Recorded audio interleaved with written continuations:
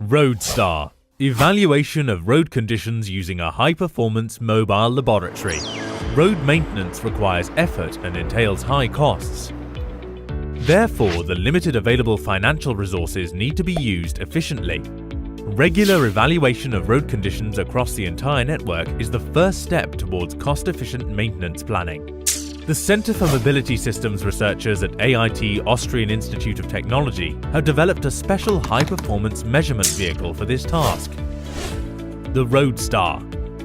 Equipped with the cutting-edge sensors, satellite navigation and camera technology, and moving at a standard speed of 60 km per hour, the ROADSTAR measures and locates all surface properties shown here without impeding traffic, such as skid resistance, macro texture, longitudinal evenness, transverse evenness, and road layout.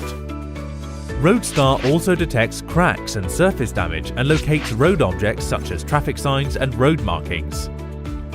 With its comprehensive collection of data, ROADSTAR makes an essential contribution to increasing road safety.